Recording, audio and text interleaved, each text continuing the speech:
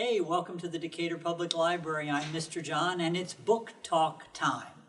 Did you know that kids can actually read a book before they can read?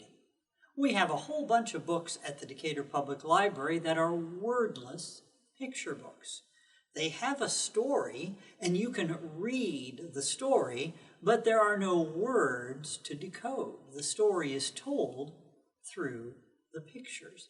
And wordless picture books are a great way for kids to learn how stories work and to learn how books work and to learn to enjoy stories even before they can read on their own. So let me share with you some of my favorite wordless picture books. Some are really super simple, like Where's Walrus?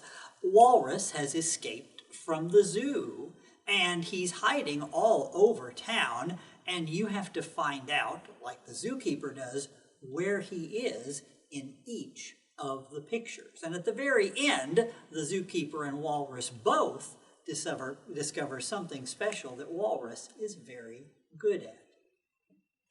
Or this little book that is simply called Mine. Now, I said it's wordless. It actually does have a couple of words in it, but the one word that is repeated over and over again is just mine. This is a story about two boys who get a present from Grandma, but it's just one present and two boys. Well, you can imagine what happens when it arrives at the house, and they learn the meaning of a different word than mine, ours. A very cute wordless story. Another simple wordless picture book is called Umbrella. Now you will notice as you look at the picture on the cover that it's snowing outside, but this girl is all dressed for the beach. But she has in her hand this umbrella that maybe will make things different for her. And you can see how the story unfolds with Umbrella. We have a whole series of wordless picture books about a little puppy named Jack. This one is called Jack and the Night Visitors. Jack and his boy are surprised one evening when some creatures from outer space arrive at their house, and they have some adventures together. Jack and the Night Visitors. One of my very favorite wordless picture books of all time is this one that's simply called Chalk. In this story, as the pictures tell it, three kids happen upon a bag of chalk in a park one day. Well, what do you do with chalk? You draw on the sidewalk. But what they draw with this chalk, well, some special things happen with it, and it turns out that there are some things with magic chalk that maybe you shouldn't draw, and it results in quite an adventure for them. An amazing story told with really brilliant pictures. Now, there's a whole series of picture books by Mercer Mayer about a little boy and his frog. This one is called Frog Goes to Dinner. The boy and his family are getting ready to go out to eat at a very fancy restaurant, and Frog hitches a ride in the boy's pocket.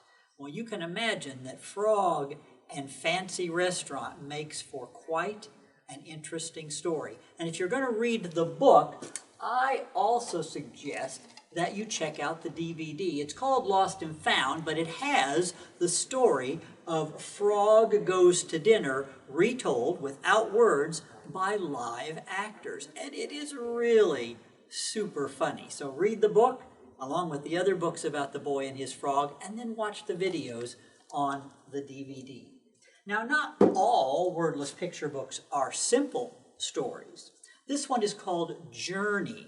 And in Journey, a girl is, well, it starts out and she's bored. No one will play with her or do anything with her. And then she discovers a, well, kind of a red crayon or a red marker. And she draws a door with it, and the door opens, and it leads her to a magical world. And as you study carefully the pictures, you will follow the adventures that she has there in the world that she has created. And this is just the first of 3 books in the series of adventures with this girl and with her magical crayon. And then another newer one is called Spencer's New Pet. Spencer has a brand new pet. It's a dog made out of balloons.